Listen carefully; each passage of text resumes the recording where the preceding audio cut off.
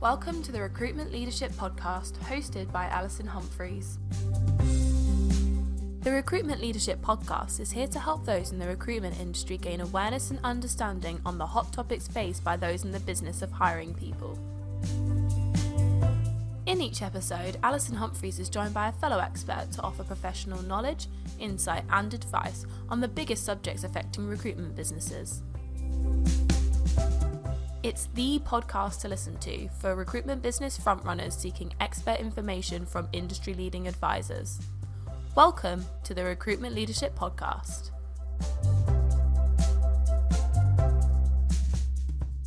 Hello and welcome to another episode of the Recruitment Leadership Podcast. I'm Alison Humphries, your host. Thank you so much for joining us again if you're a regular listener, stroke viewer. And if you're new to this, then just to give you a picture of it, I introduce fellow experts in the recruitment sector to talk about their careers, their products, if they're a supplier, and thought leaders as well. So today I have the pleasure of being joined by Amy Griffith and Emma Symonds. Hello. Colin, nice to meet you. So, ladies, you founded your own business, True North Talent, which abbreviates, bright listeners will have noticed, to TNT. And I can tell you that these ladies do have an explosive talent for building business in their sector. I had to do it. Okay. Could you tell our audience briefly about your history? How did you come to know each other? And how did you decide to go into business together? So we actually met in a previous company, and Emma had worked in recruitment for about 15 years at the time, maybe a bit more. About that. It's a lot of years. And I joined the business. We actually worked at the business together for just over 5 years. Mm-hmm. And being brutally honest, we were drunk one night and thought it would be a great idea to set up our own business. And that's where the idea began. Yeah. After a lot more sober conversations, we realised we were kind of actually onto something. And that was where the idea of True North Talent started. So, as you know, all great ideas come from when you've had a bit of a drink, but we actually realised that we were on something, and when we started talking about the difference, our point of difference to people that we'd worked with in the past, we realised actually we could do this, and we need to just have a bit of confidence in ourselves, and why the hell not? Okay. Fascinating, because I bet there are lots of marriages that started in exactly the same way. And we probably spend more time together than we do with our respective husbands, to be fair. Yes. So a drunken conversation, a great idea, and then some more serious conversations. Yeah, absolutely. Absolutely. And just for background, I first met you, Emma, when I did some leadership work with that previous company. Absolutely. But you were in different parts of the business that you used to work in. Yes, I have always recruited from a permanent perspective, and Amy has always been interim. So that also worked for us, that our values and ways of working are really, really similar, but obviously we've got really different strengths and approaches. So that was a huge plus for us when we were talking about the plans and what we were going to do as well. Yeah, so that's an interesting observation, because I know a lot of business partnerships that start up without any real conversation about what's your role, what's my role. And although it might be that a successful biller respects somebody else's fee generating capacity, they don't necessarily think about what their strengths are in terms of running a business as such, and that can lead to a lot of duplication, and sometimes things falling between two stools once they do go into partnership together. Was that any part of your discussions before you started? We definitely talked around our key strengths. We knew what we were both good at, and it's quite funny, we very rarely, touch wood, disagree on anything. So we were very aligned with what Em's really good at, I know that I'm a bit weaker at, and vice versa. So that kind of came into play when we talk about who's going to be great for doing what. I think one thing, which I know we'll probably come on to around like challenges we had, one thing we probably didn't do right was that we both wanted to do everything because we were excited and we wanted to understand everything from day dot. And that probably hinged us a little bit looking back, because I should have spent more time focusing on certain areas, Emma should have spent more time focusing on certain areas, when actually we both just thought we could do everything because we wanted to learn, we wanted to know everything. So that probably held us back a little bit. But from a point of view of our key strengths, we definitely knew, and I knew what Emma's were, Emma knew what mine were, so it worked quite well that it wasn't like we were fighting to do different things. We were quite aligned with it, which is quite good. Yeah. And I do think that's very important, to be honest before you set up a business about, and even get an objective party if you can, because there's a big confidentiality issue usually, but if you can, to get someone to evaluate from the outside what they think your strengths are and weaknesses, because it's not always evident if you're close to each other, is it?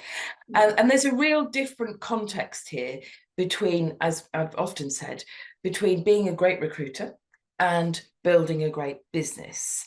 So your strengths and weaknesses in that second respect may not always have been very obvious in your previous life.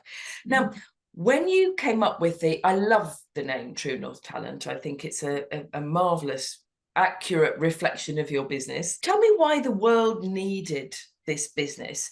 What was going to be your point of difference? What gap in the market did you see that you thought, well, actually, we can do that better?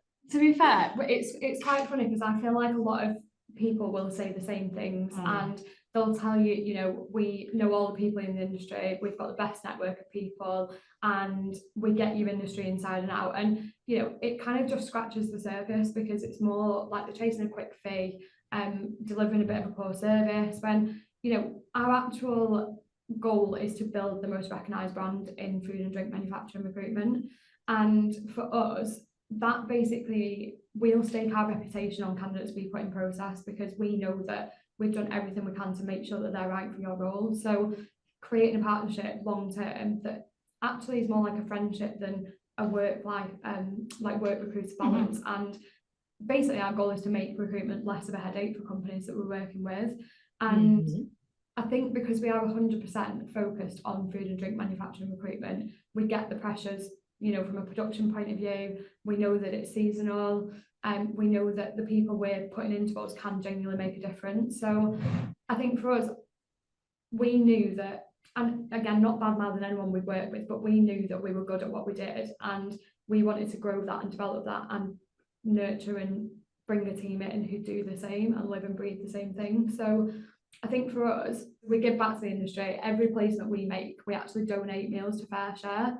So Fair Share, for those who might not know, are a charity who work with companies in the food industry and help people who are not as fortunate. Not as fortunate. So it's really important for us. We're not just here to make a quick fee. We're not just here to make money. Obviously, it's a business. We have to make money, but it's more than that to us, and we want to give back to the industry because we love the industry. We're in it for the long game as well. So we don't want to just focus on, here we go, we've made a placement, there's our invoice.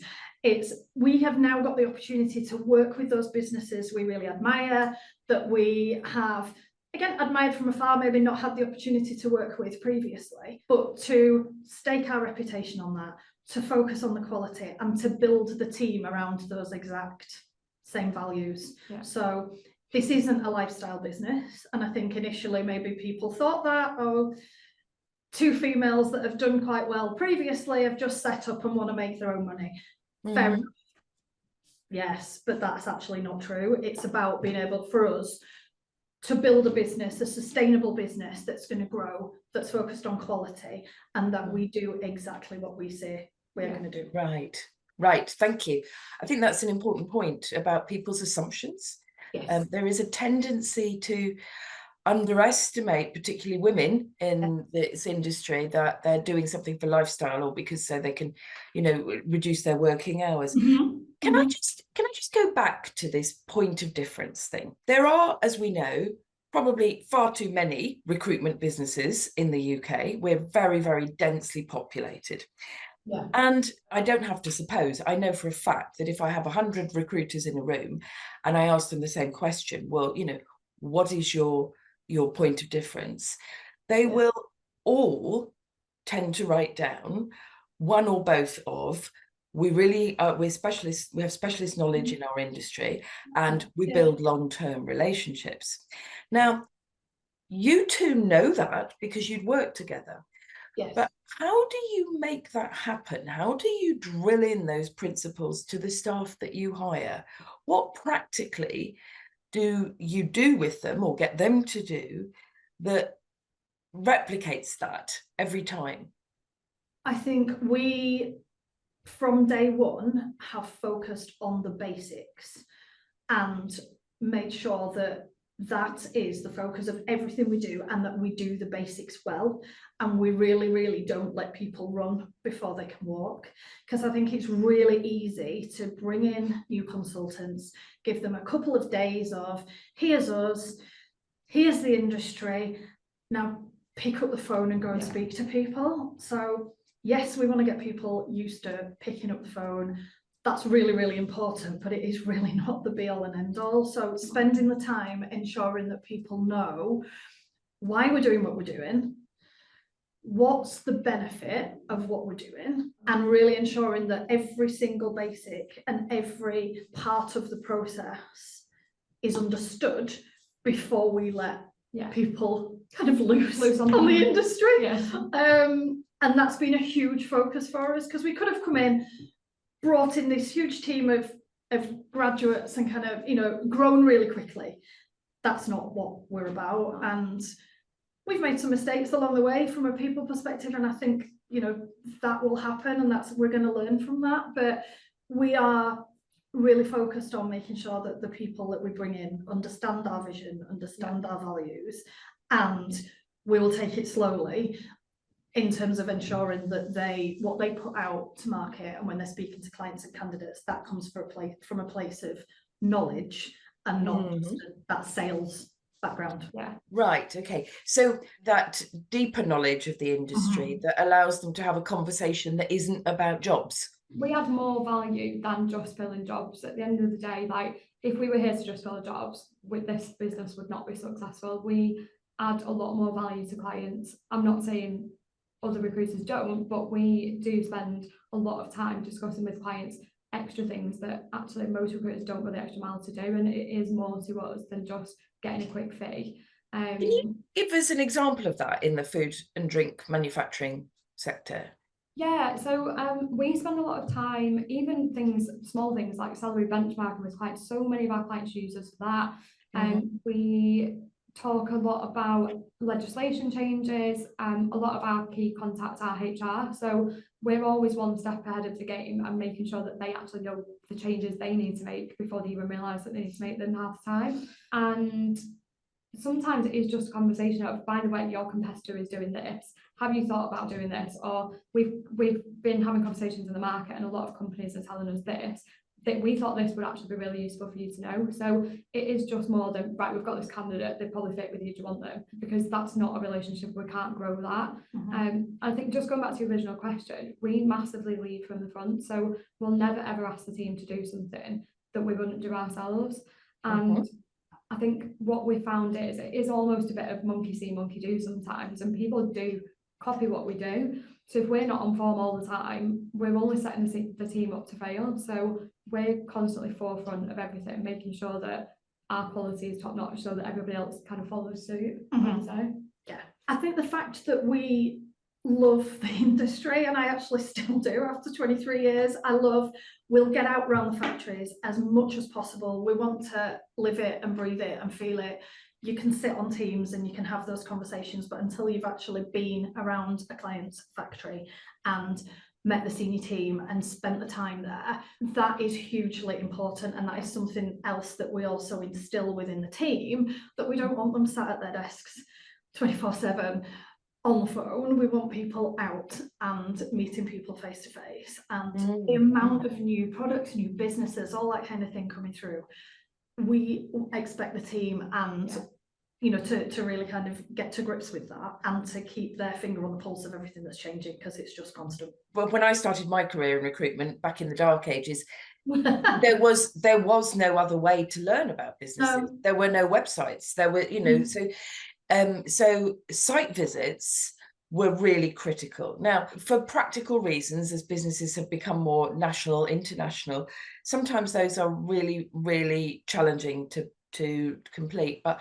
I know of no better way to genuinely build an understanding of the individual client and their context and their industry than the sometimes quite serendipitous, being shown around a factory or site and just asking with curiosity and saying, what are you doing there? Or and I also know of no better way to prep a candidate for an interview than to say, listen, I've been there, and everything from this is where the parking is to to this is what the offices are like in terms of style and culture. We've just been talking about a point of difference and the need to not only be clear about what it is for you, but to pass that on so that as you grow as a business, and you are now 11 people, I think, altogether. And as you grow, it's very, very important to make sure that you have a process to impart your point of difference and don't just let people make up their own, as it were. Every customer, client or candidate will experience that point of difference, no matter whether they're dealing with you or one of your employees. I want you to talk us through your first year. You've now been in business for 3 years? 2.5. 2.5. Okay. So just rewind, if you can, mentally to your first year. In both cases, it was your first shot at actually running your own business. What was most challenging and what came as a surprise to you in that year? I think the first 6 months, Amy and I, obviously, we had no office. We both worked from home separately. We met up a couple of times a week, but we were just so focused. It was kind of head down, let's get some momentum.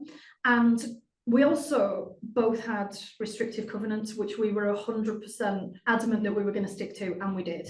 That was really important for us to make sure we did things in the right way. So it was really back to square one for making sure there was so much to do. The difficulty for me and the challenge for me was kind of having that balance of, we need to build the brand, we need to get our name out there, because people knew our names, but we were obviously synonymous with our previous business. So there were challenges around getting the balance of, we need to think about, this is a business, True North as a brand, our vision, our marketing, everything. But also we need to be the consultants, and we need to start. We've still got to do the day job. And that was, for me, one of the biggest challenges of how do we split our time. And I think that you're completely right, because it's finding the balance of, we both knew we could make money, regardless of, we couldn't speak to companies that we'd already dealt with for 6 months from starting. And out of that we knew we'd still be okay, because we'd back ourselves, and I knew that Emma had it. Emma knew that I had it under control from an interim point of view. So between us, the money side of it was like, look, we know we'll do it because we've got no choice. We've literally not got an income without this. So that was almost like a given, and that was going to happen no matter what. But avoiding falling into the trap of just being recruiters was the main thing that we needed to avoid, because we could have quite easily done that. And I think, you know what, we'd probably made a lot of money doing it, wouldn't we? But absolutely, that wouldn't have enabled us to then grow a business. So it's splitting the time. And I think another thing that, me especially, I am the most impatient person in the world. So if I want it now. And if it's not happening now, I'm not much different, to be fair. So between us, we were so impatient. We wanted everything, and we wanted everything immediately. So we kind of just had to take a bit of a step back and be like, look, we're not going to have everything overnight. Like, just chill out. It will come, but be organised about it. Take your time, get it right the first time. And like I said before, we've made mistakes. We've hired some people that maybe weren't the right hire at the time, but we've learned from that, and we've taken that every time we've hired someone new. But I think the main thing for me personally was, I don't want to let Emma down, and I know that I need to get this interim contract book running. And I think I'm speaking for you here, but I think it was pretty much the same. And it was like, we didn't want to let each other down. We knew that we could do it, but it's proven that you do it. And I think our first interim placement was on day 4, so that was good. And I think our perm placement, which was really early on, was in like week 2, which for perm is like, pretty quick process. So I think from that point, we saw we're like, actually, we totally got this. Like, let's just keep pushing. And then it gave us that ability to spend a bit more time on documentation, because we knew what to go into team processes, everything. We spent a bit more time doing that. So it was a good balance then. I think at first, you're right. And being at home, as much as, you know, you need to work from home occasionally to get on top of everything, but being at home for that first 6 months, we could not wait to get into an office. So as much as we were meeting up for lunch, meeting up for coffee, like we were meeting up quite a bit. It's just not the same as being in an office and being in an environment where you're next to someone who's ringing a client, or you're next to someone who's ringing a candidate. You're just in a room on your own. And we're both in box rooms at home, and that was quite challenging. It took it back to COVID days, which again, you don't have the greatest memories of, to be honest. No. But I think what was surprising for us, and it's a positive surprise, is actually the amount of support we did have from quite early on, which was really nice to know, because I think there is definitely in your first few weeks, you put things out there and everyone's, you know, very keen to congratulate you and say well done. That's great, but then actually it kind of did follow through as well. So it was really positive to see that support, and then I think again it made us want to make sure that we were thanking people and giving back the quality that people expected of us. Quite early doors. So in practical terms, what form did that support take? Do you mean, you know, giving you assignments to work on, or what? To be fair, a bit of a combination. We did get some of that, but we also found that a lot of people we'd worked with previously who knew that we couldn't work with them because we'd been very open and honest about it. We're actually saying, well, the minute your covenants is up, ring us because we want to work with you. So that was quite a nice feeling. And or even just recommending us to other people that they knew we could work with. Right. So because obviously we can have those open conversations, but we were honest and said, look, we can't, you might have something now, but actually we can't work on it. But they recommend us to somebody else. This guy's hiring, go and ring him instead. Go and speak to them, which was actually really refreshing. Gosh, a lot of people listening will be thinking, well, that was courageous, because the temptation, particularly if people are approaching you, even though, you know, they're excluded by your restrictive covenants, the temptation to do that work with them. And we were like visualising what we could make if we worked that role, but then we were like, no, let's do this right, because I think, I'm speaking for myself, but I think Emma would agree here. I wouldn't sleep at night knowing that we'd gone behind the old business back and just ignored the covenants. I mean, it's just one of those, like, and there was plenty of companies out there. There was no reason for us to need to, and it was 6 months and it absolutely flew by.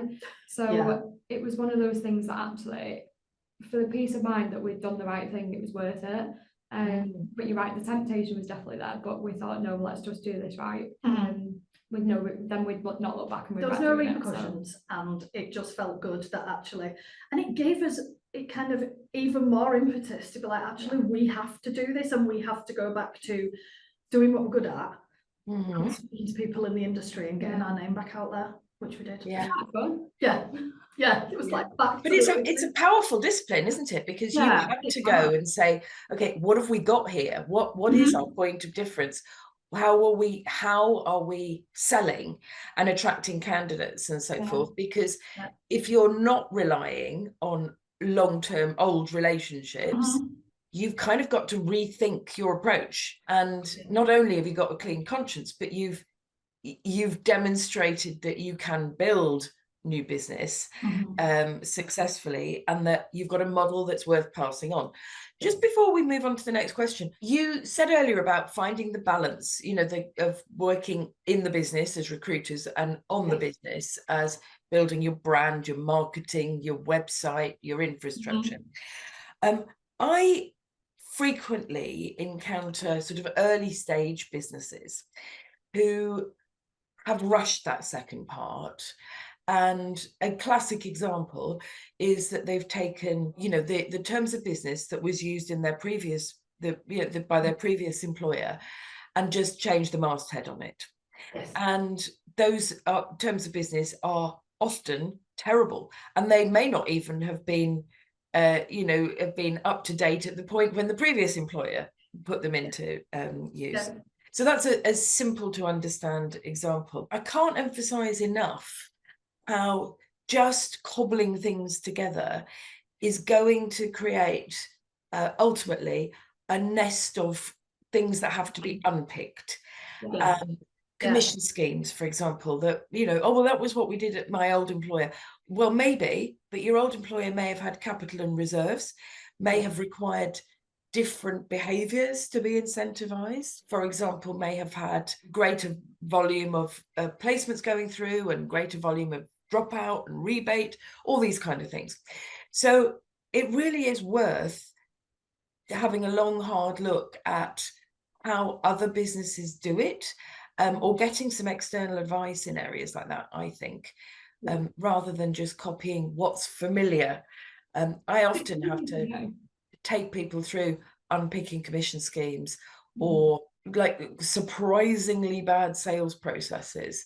Only a few weeks ago, I had to explain to some business owners why sending out a candidate's unedited, unformatted CV with their contact details on was not necessarily a good idea, quite apart from it being a breach of, of data rules. It wasn't making sense. And that was literally the first time they thought about it. So there we go. Okay, now you now employ 11, there are 11 of you in the team altogether. Yeah. I'd like to focus now on the differences between being a great recruiter and being an employer, and in particular, what you've had to learn, get better at, or what are your lessons that you've taken as employers?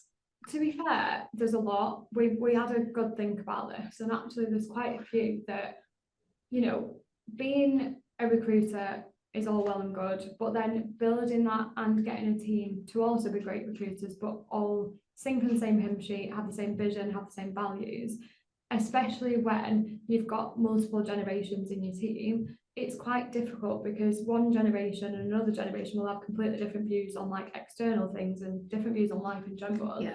Trying to get everyone on the same page from a business point of view. We have learned as we've gone along. And we've had to, because I just don't think we had any kind of blueprint. We've taken some great advice and we've learned from every mistake that we've made. And I think I've found it. I've got 23 years of experience and it's all in my head. So I found that really difficult because there's certain times, and I know people kind of equate it to learning to drive, you do things naturally so often and it just becomes routine, that I've found that bit a real challenge to be able to get that across to some of the team that are just new to the industry, new to the sector, because so much of what I do, I just rely on it's all my years of experience, and it's not fair to be able to say that to your team. That's the difficulty I found with, I've had to really go back and think in a structured way, how do I do things? Yeah. And how can we then make that into a process that makes it kind of as easy and logical to somebody new to the industry as possible? Yeah. Because so many things that we might think, well, that's just common sense, that's just straightforward, is actually 100% not to someone that doesn't understand why you're telling them to do that. So that's been one of my greatest challenges, hands down, that I've got all this knowledge and I think I'm a good recruiter, but then being able to pass that knowledge on to a team, we've spent time and we've constantly going back, looking through that and analysing it ourselves, and we change our processes and we're adding to our processes, should I say, weekly, monthly. Every new starter that we have, we're constantly asking for feedback from the previous one to then say, right, okay, what did we do well and what have we missed? What should we have done in a different order? What would have helped you more? And it's a constant revolving door. We would absolutely by no means say we are in any kind of experts. Yeah, I think what has been quite good is because Emma's got all this great knowledge and all this great information, like you say, in your head, but between us, we've kind of got that out of your head and got it into like a scalable process. So it was quite good because I've got experience growing a contract team. So I had experience managing in my previous role before recruitment. I'd also got experience managing a team. So that side of it, we weren't completely coming in from scratch on. We had some level of experience. So I think the main thing we were focusing on is instead of looking at just our personal billings and our relationships we've got and our individual performance, it's how can we scale that? What processes can we put in place to make it scalable? What training can we do to make sure everyone's doing it in the True North brand way and all singing from the same hymn sheet? And I think it helps that we're quite different, even though we're very similar in terms of our background and our experience before, because what I can bring to the table in terms of like managing people and scaling processes, Emma's got the information and the knowledge from a permanent point of view. So it's been a really good balance. Yeah. Thank you. That is a fascinating insight about the challenges of getting what has become just intuition, just second nature to you, out and onto paper. So I'm a huge fan of roadmaps, standard operating processes, but not scripts. And I do see very, very prescriptive scripts that actually stop people from thinking.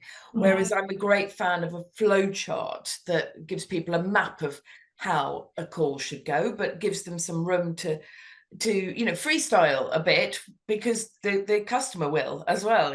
One of my observations is that Emma, you talked earlier about the sort of multi-generational team. Sometimes new bosses are a bit shy about saying this is the process and training people, and they have made the mistake of assuming that everybody should be asked for how they want to do things. And there's a balance in there, isn't there? There's a kind of, here's the route map. Yes, you might use your own vocabulary or reference points here. And on the other hand, people go, well, what do you think? How do you think you should handle this? Because let's face it, if you've hired somebody, particularly someone with no previous recruitment experience, to some extent, they are an empty vessel. And you're, asking them what they think is only going to lead to disappointment when they don't come out with the right answer, So there is a bit of confusion that, a coaching style is just is nicer, more consultative. But there is a need to train people, at least in the principles of what you're doing. Okay, now let's just think about the industry as a whole. It has been, we're recording this in October 25. It has been, for the recruitment industry generally, a very tough 2 to 3 years, slightly sector dependent, but this has been a decline in jobs and a decline in the share, particularly permanent jobs, getting to agencies that has gone on for a long period. You guys have swum against that tide, which is wonderful. You've successfully grown every quarter and achieved greater profit each time. Just give us an idea about your headline financials now and why you think you've been able to achieve that. This year we should be around the 2 million turnover. Okay. And we again have ambitions. The aim is to grow every year, which we are extremely confident we will do. We have, I think 96% of what we've done is repeat business. So by setting the standards and the processes early from the beginning and repeating that, and for everyone we've placed with, making sure that we've had feedback, that we've built on that relationship, that we are constantly asking, as I said, for feedback. Are we doing a good job? We have built accounts that are coming back to us because we're doing a good job from both a candidate and a client perspective. So, and I think one of the other things we're really proud of is that we have reviews and feedback from candidates that we might not have placed, who someone else has placed who have then actually come to us with a role because actually they liked the way we communicated with them. So it's not always about, did we place them? Yeah. It could actually be that, yeah, we've gone back to them when we've said we'd go back to them. We have kind of, taught them through interviews that actually might have been direct, but they just wanted a bit of a handhold. Absolutely fine. Yeah. They've then come back to us and gone, do you know what? It was someone else that placed us, but actually I've really enjoyed the communication we've had with you, the experience we had with you, and that's been the focus. So instead of just relying on volume, it's been much more about quality and keeping the relationships we've got than driving sales through volume. Yeah. Right. Okay. Amy, did you want to add anything there? Yeah, sorry. I would also say we've been so consistent with business development, and just because the market might have been a bit quiet at certain points, it's not stopped us in our tracks. We've carried on, good quality, everything we do. We've not dropped back on anything because the market's dead. And I think another thing we found is we are always curious about the sector. We're curious about what new products being launched. We're curious about, if a company's had a new site built, for example, or they have had a really bad audit, so might need some support. We're just quite curious all the time. And I think because of that has allowed us to have the knowledge we need to then help grow and develop new accounts and teams, and actually adding value more than just finding people a job, because the clients have appreciated that more during the quiet times, that we're there to help. We're not going to charge you a fee, we're literally here for that. And I think on the flip side as well, the culture internally, we've built it so that we've got a clear purpose, people are motivated, and then when the market is challenging, they're still motivated to want to do well. So the culture internally has been quite important. We focus on that quite a lot, I would say. Yeah. Oh, it's all really, really good points. I love that. So curiosity, continued curiosity about your market, very important. Consistency of BD you highlighted. And, you only have to look around some businesses in August or December to see that self-fulfilling prophecy. Oh, no one will make a hiring decision. So I might as well just down tools. And it's, there's been a lot of demoralized recruiters out there who have down tools on business development. But linked to that, it's about playing that long game with clients and candidates. It's thinking not just what can I get from you today, but okay, how can I treat you right so that you'll come back to me in 2 years, 3 years?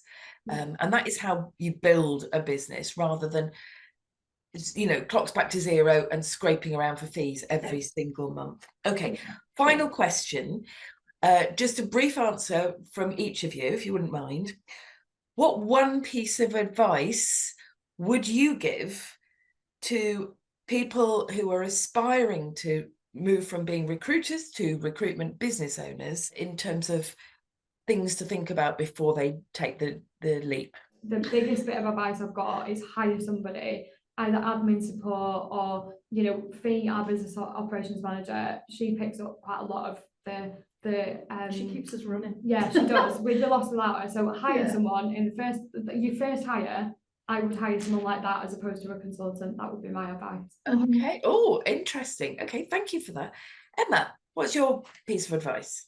Being comfortable with the tough bits and being able to kind of have that resilience and understanding of the fact that things are not always going to be linear and things are going to go wrong. It can be really easy in the first couple of months, and you're so excited about everything and you're so focused on the fact, we're going to do this, we're going to do this.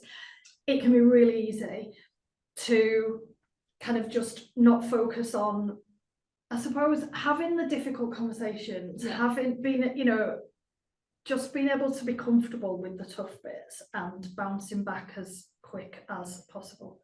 Right. Oh, so in short, don't expect to be everybody's friend all the time. Yeah. Okay. All right, that's so helpful. Ladies, really thank you so much for sharing all of that. I think it's given us a real insight into the realities of running your own recruitment business. I look forward to seeing your continued success. So Emma Symonds, thank you. Amy Griffith, Thank you very much. And this has been the Recruitment Leadership Podcast. I'm Alison Humphries. And if you're interested in talking to me about setting up a business or how to grow your profitability organically, then get in touch at alison@recruitmentleadership.co.uk or via LinkedIn. You've been listening to the Recruitment Leadership Podcast. If you enjoyed our podcast, please subscribe, review and share so that others can find the podcast too. We really appreciate your support. If you have any questions about the topics covered or wish to find out more about recruitment leadership, please email alison@recruitmentleadership.co.uk referencing the podcast. We're also on LinkedIn, where you can follow Recruitment Leadership and connect with Alison Humphries. Thank you for listening, and we hope you join us next time for another episode of the Recruitment Leadership Podcast.